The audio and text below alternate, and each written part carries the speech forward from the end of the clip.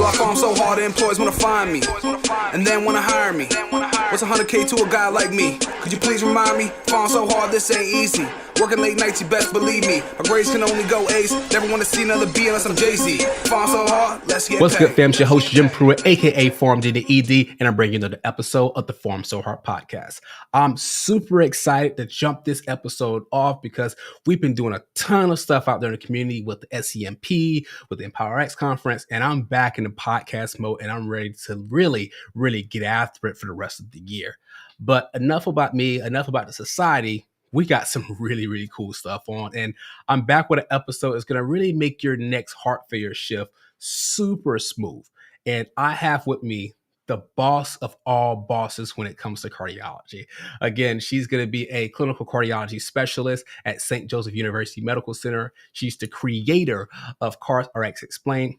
Won every award you can possibly think of: Pharmacist of the Year, Best Presentation Award. She's known for her visual analogies and memes. She builds all the protocols at St. Joseph. And again, she wrote an actual chapter on acute decompensative heart failure this last year. And she's a clinical assistant professor at Rutgers University. Guys, welcome to the show, Kate Kulik. Thank you for coming on. Thanks so much for having me. That was a super generous intro, so thanks. Perfect. So we like to jump right into these episodes and just give people a little bit of a background when it comes to you. Can you just give us a brief journey into heart failure as a specialty? Because people usually have a pretty good way to get into it.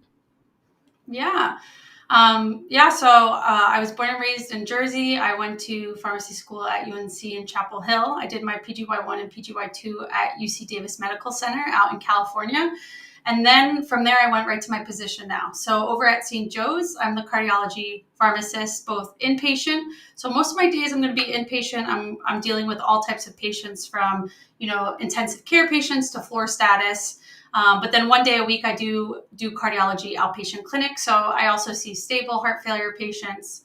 And then, over on the academia side, I also coordinate and teach the cardiology class there. So heart failure is definitely one of my favorite things in cardiology. So I'm really excited to be here today. So thanks.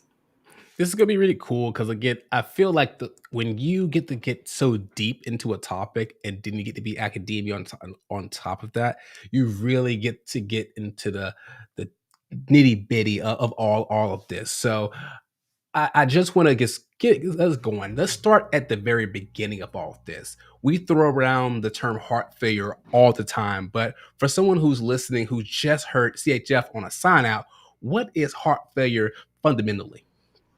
Yeah, that's a good question because, we'll be talking about this, but heart failure, the different hearts in heart failure can look completely different. The etiologies can be completely different.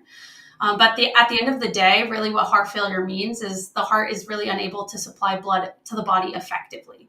So like I said, there are a ton of different ways that the heart structure and function can kind of look like. But at the end of the day, the heart just can't get enough blood out. Perfect. And I know we have some really cool analogies when it comes to this. And I want to kind of shift to some terms that when I was looking at your notes, I was like, I'm going to be honest, I didn't know this term existed. So since I know I didn't know that, I'm pretty sure some of our listeners, can we talk about, HFrEF and HFpEF in the ED, but even going through the guidelines now, they have four official categories. Let's really nail down the systolic first, and then let's go into some of the others, because I know you have a good analogy that we try to get into. Yeah, it's funny you say that because I have an intensivist friend who's always making fun of cardiology, and she's like, "You guys with your alphabet soup, your HFpEF, HFrEF, whatever it is." But just like you said, there are now 4 different categories in the latest rendition of the guidelines. So we still have our, famous HFrEF and HFpEF that we all kind of learned in school, which is our systolic and diastolic heart failure. So let's start with those. So systolic heart failure, or HFrEF, is really an issue with contraction and squeeze. So I always tell my learners, think systolic, think S for squeeze. So in this scenario, your heart muscle is either dead or damaged, and so the myocyte cannot squeeze as hard. So because of that, you have less blood leaving the left ventricle because, the heart muscle is actually really dampered down and unable to have that good squeeze. So these patients have a left ventricular ejection fraction of less than or equal to 40%. Then we have our diastolic heart failure or HFpEF. Just like when we're talking about diastole, this is going to be an issue with relaxation. So oftentimes in these patients, the space in the left ventricle where that blood can actually sit is very, very small because the heart muscle has hypertrophied.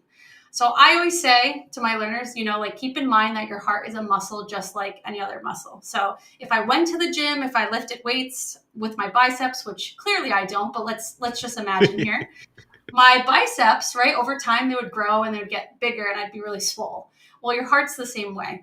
So if your heart has to face high afterloads and push blood harder, like let's say you have chronic hypertension or whatever it may be, if it has to work harder over a long period of time, it's going to grow too. And as that left ventricle grows thicker and thicker and thicker, that space within the left ventricle gets smaller and smaller and smaller. So in diastolic heart failure, it's really a problem with volume and how much this left ventricle can actually hold. So when we're thinking about systolic versus diastolic heart failure, there's this really good analogy that I did not make up, but I think it's great. It's kind of thinking about a water bottle and squeezing a water bottle, right? So in a healthy heart, you have plenty of water in that bottle and you have good squeeze. So your end result is plenty of water coming out of that bottle.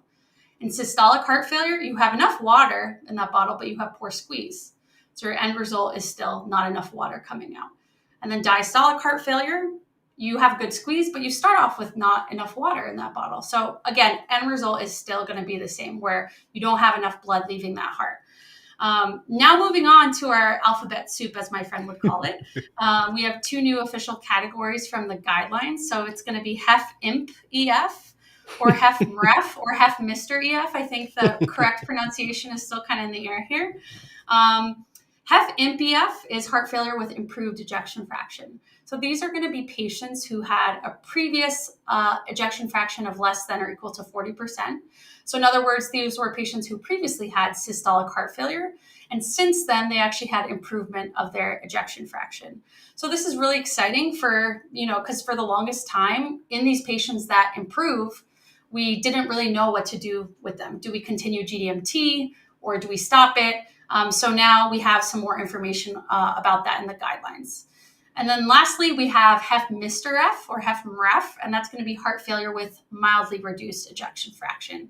So in the guidelines, the latest rendition, they basically broke up HFpEF. So it used to be, greater than 40 on, and now it's kind of this in-between zone from ejection fraction of 41 to 49%.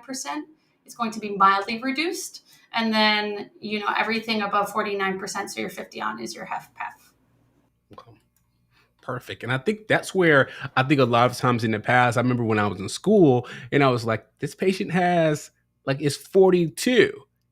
Is it low enough to kind of fit for that range, or are we going to classify him as? Or again, I remember always hearing people, it's like, oh, I had an EF of 15 and now it's 42. I'm like, so what do we want to do? Now we have Mr. and Imp to help us out when it comes to all of that. So exactly. So I swear they have a purpose. So just to add on to all the other letters that we have in the world. But I think sometimes we can get a little too ahead of ourselves. And we think we know what ejection fraction is in a sense. I want to pause because everyone say my EF is 35, like it's common sense. But kind of walk me through, again, what is EF in a sense? Because we've always talked about it and we give these estimates. But kind of walk me through what that means.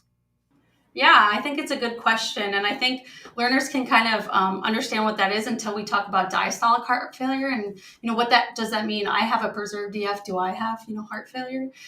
So ejection fraction is kind of what the name sounds like. It's going to be a fraction. So it's going to be one number over another number. So I always like to go old school, like Magic School Bus, Mrs. Frizzle. I like to pretend like I'm in the left ventricle, right?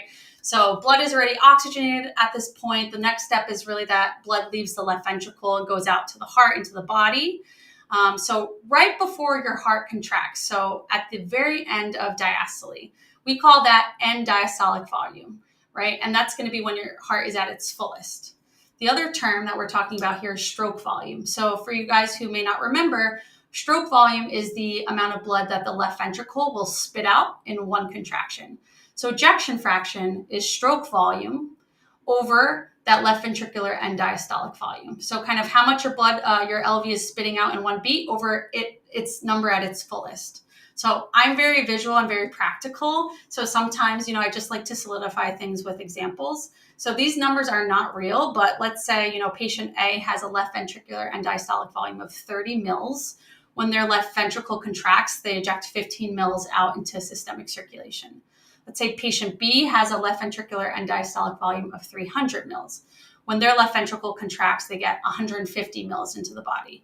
So in these two examples, right, your patients will both have an EF of 50%, but there's going to be a really, really big difference in the amount of cardiac output and blood that these patients would get out to their bodies, right? So that's why patients, with diastolic heart failure and me, we have the same ejection fraction, but it's all a relative term, right? Because as your space gets smaller, you still have that same percentage. Perfect. So it really seems that the whole thing could be misleading if you're not really thinking about it. Because again, I've always wondered, like, hey, this person's 55. Like, what if I'm 55? Like, we don't have the same jazz going on, but I think you've really categorized it by, all right, 55% of what? Like, of Exactly. what? That's the cool part about that. And again, we don't have flow track and some of the cool fancy tools that you guys may have in a unit to kind of give a real number to this. So I think this is really cool for us to be able to understand what are we actually looking at. So that helps out versus just, oh, it's just contracting a certain way versus it's contracting and doing what. So that's the way I like to think about it. So we really chatted. Now we went back to the Magic School Bus and we had a little break and got us a water bottle and squeezed some in. And sometimes we had something to squeeze, and sometimes we just squeezed too lightly. So now we kind of understand the systolic and diastolic in the ejection fraction. Let's transition now. You spoke on it a little bit, but this is actually another thing that we have to kind of pause because we just find all those.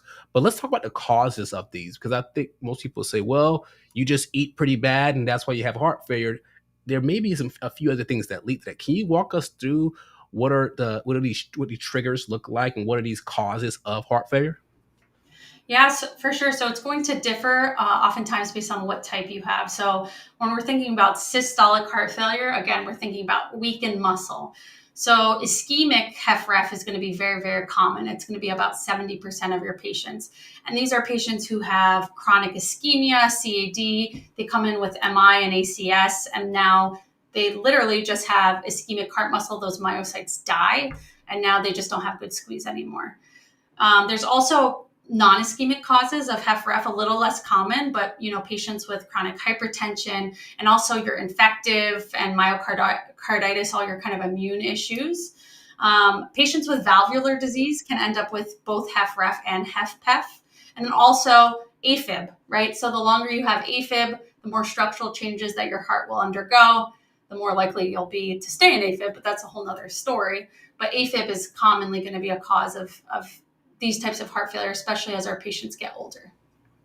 Perfect. Again, thinking of it as I'm always thinking if you slap your muscle a bunch of times, that thing's gonna die, and it's not gonna be able to lift up as much anymore. So I always try to make this as simple as possible.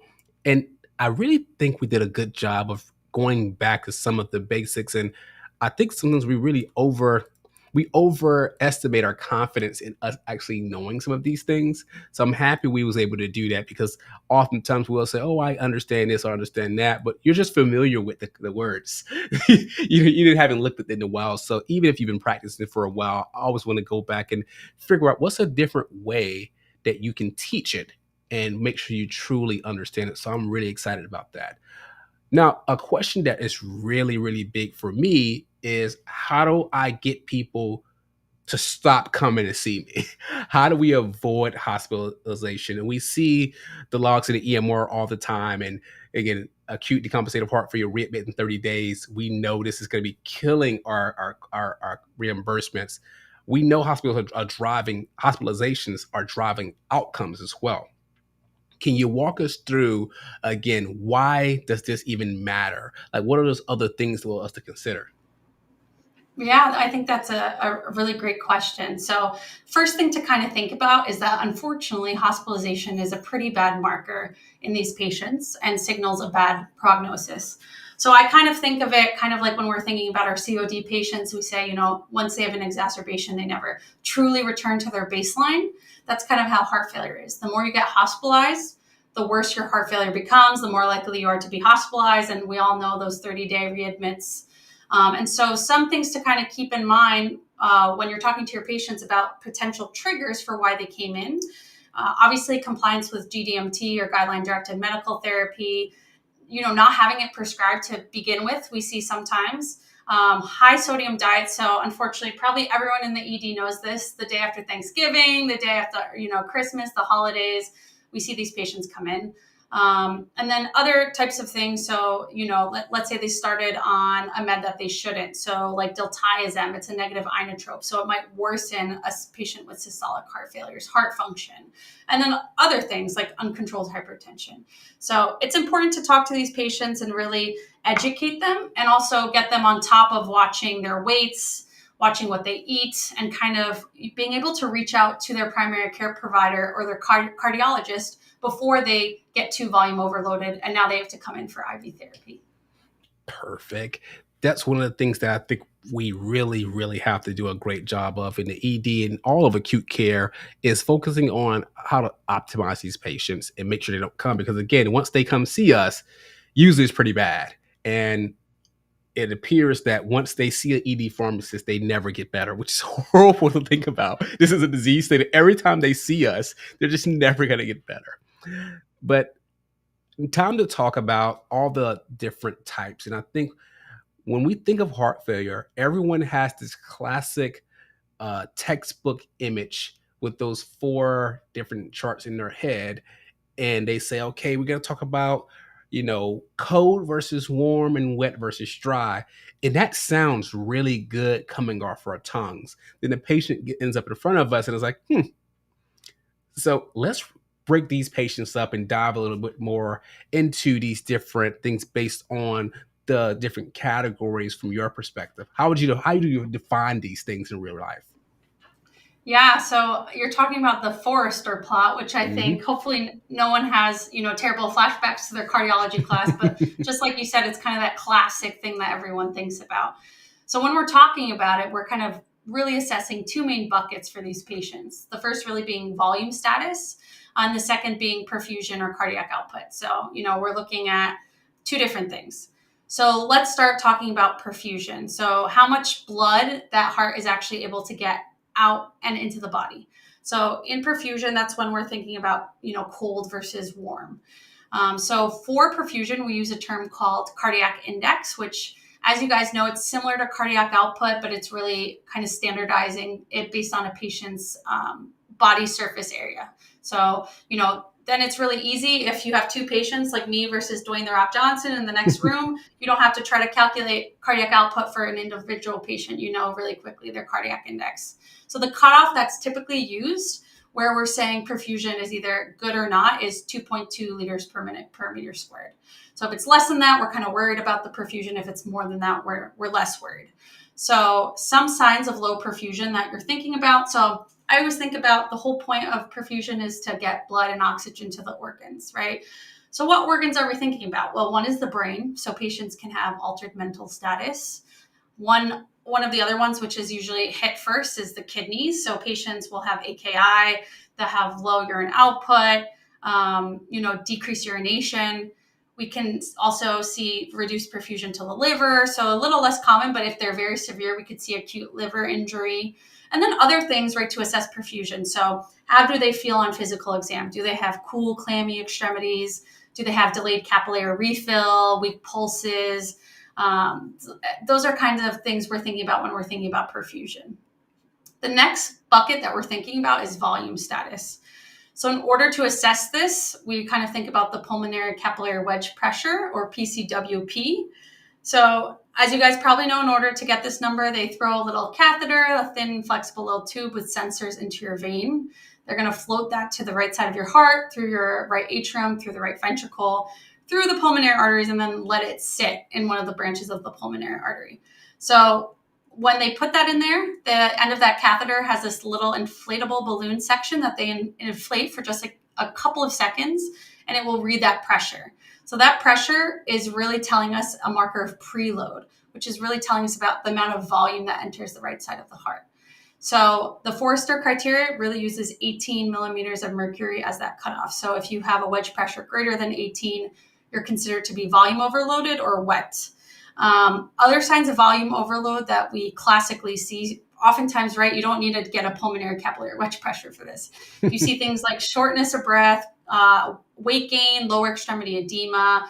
From the physician side, they see those lung B lines on the point of care ultrasound.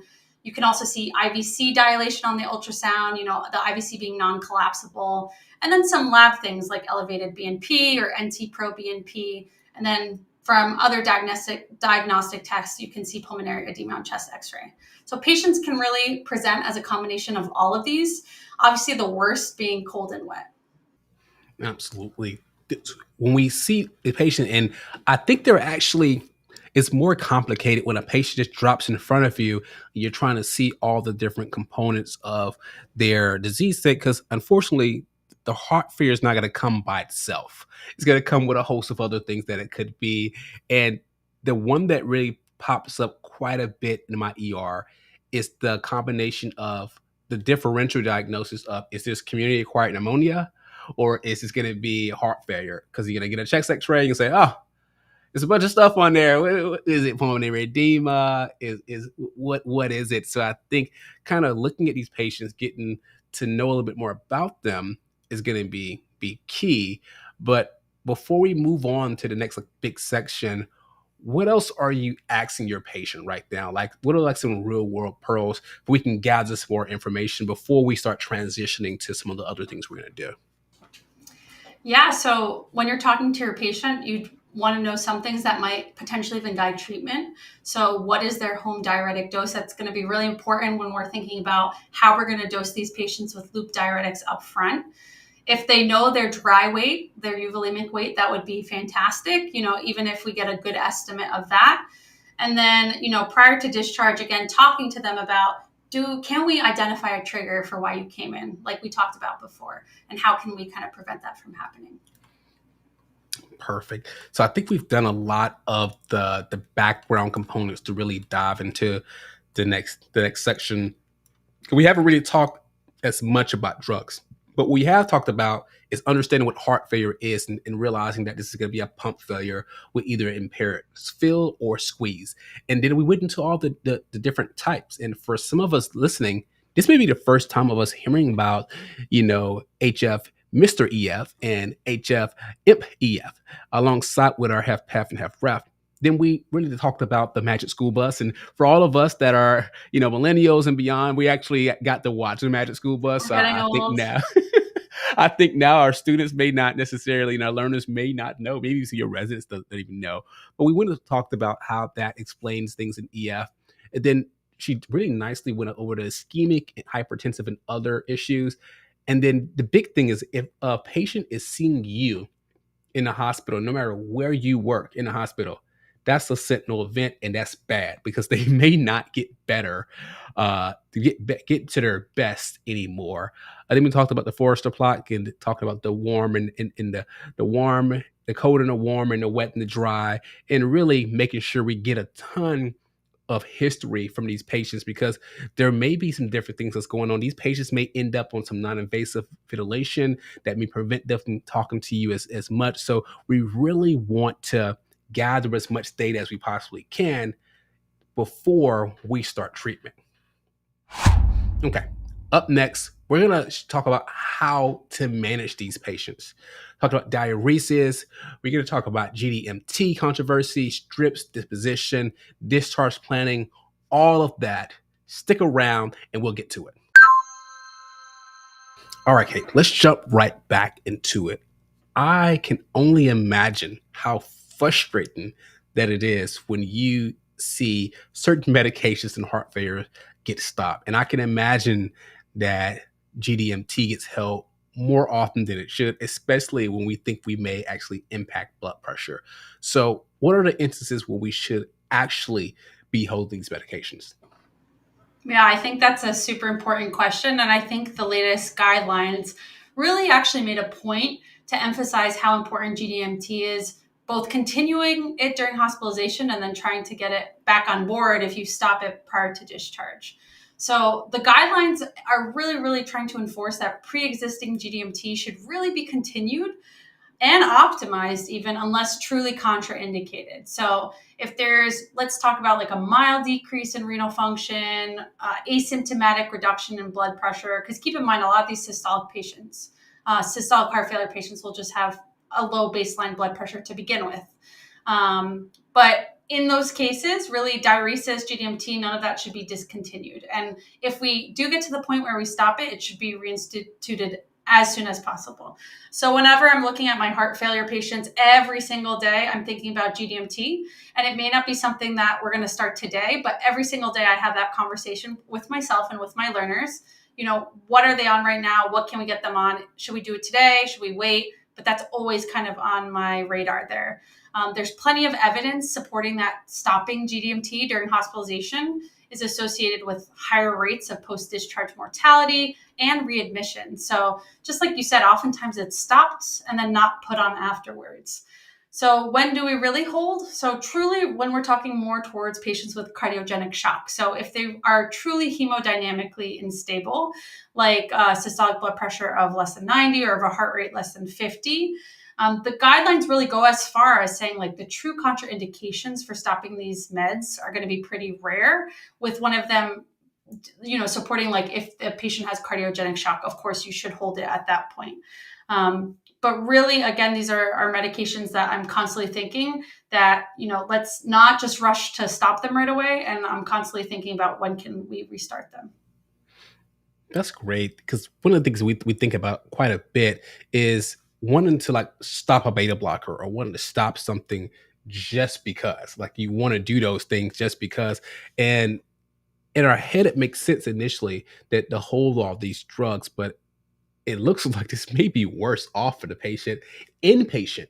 And that's the biggest thing. I'm so happy that you work inpatient and outpatient, because a lot of times I hear that's for their, you know, ambulatory care pharmacists to deal with. Oh, I know. Yes. If I'm hearing correctly, the way I want to think about this, you know, GDMT is going to be similar to how we do antibiotic stewardship every day. Hey, do we need this? Hey, do we need this? And instead of trying to pull off, we may be putting back on.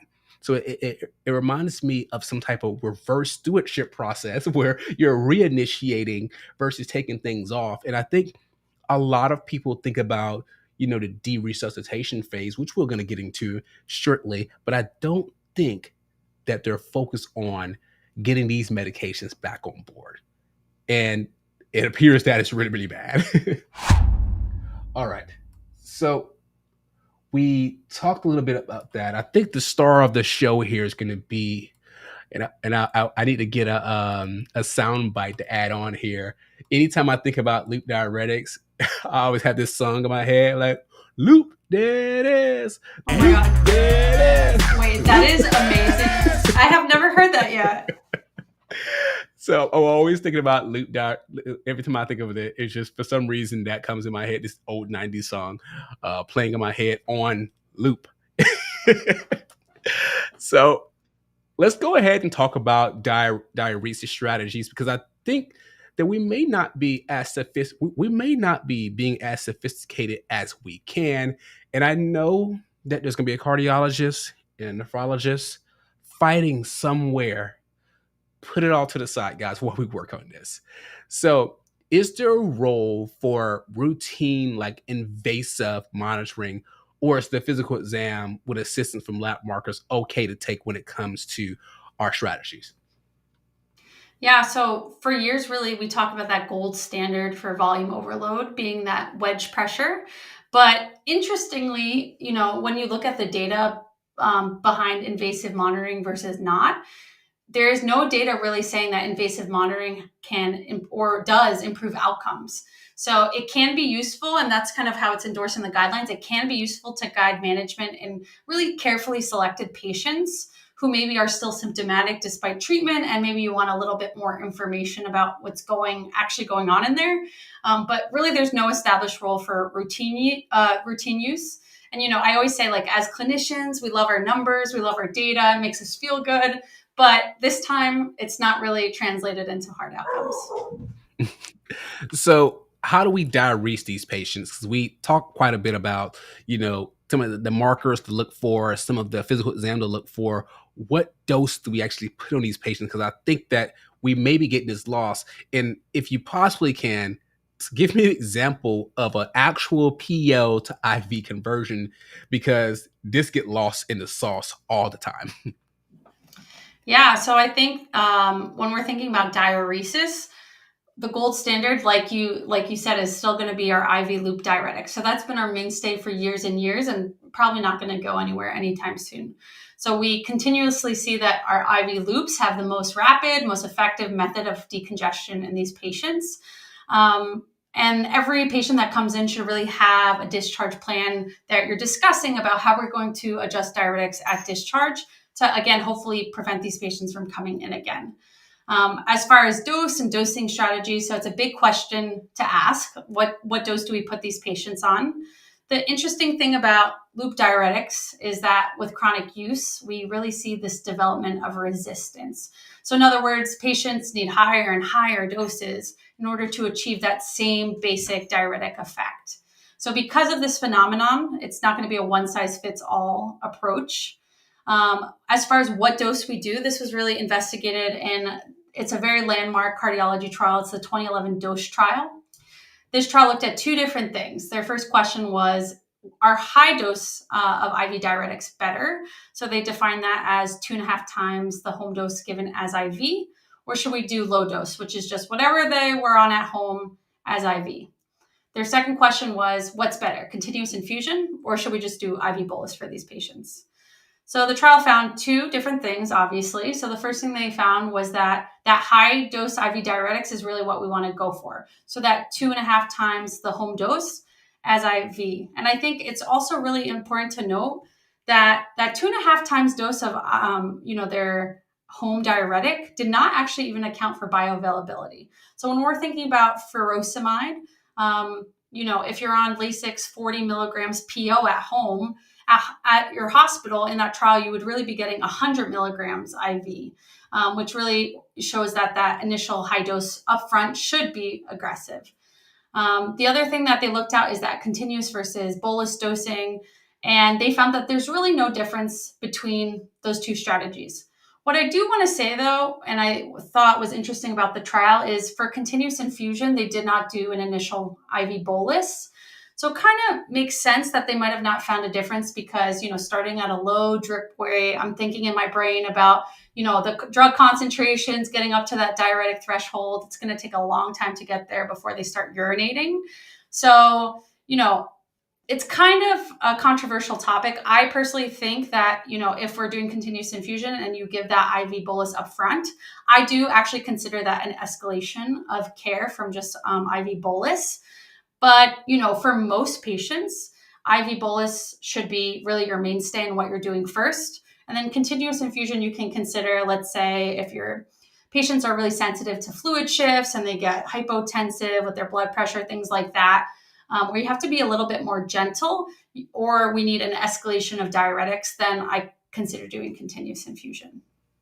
That's great, because when I read the study and when we not necessarily seeing these patients long enough to get there, usually what I'll see my team do is say, all right, Jim, let's give 40, let's give 80, let's call cardiology. And that's usually it. They don't even consider sometimes the home dose.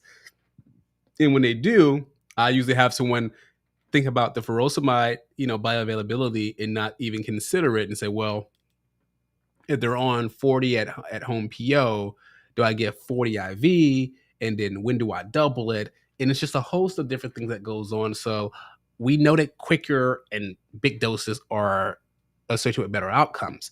But I think the other side of this that probably gets a lot of arguments between the cardiologist and the nephrologist is the adverse reactions. So speaking of these, what are the ones that we should look out for? Because I think some people may not think about a few of these. Closes it. Ozzy scratches his head. Whatever she's looking for, it isn't in there.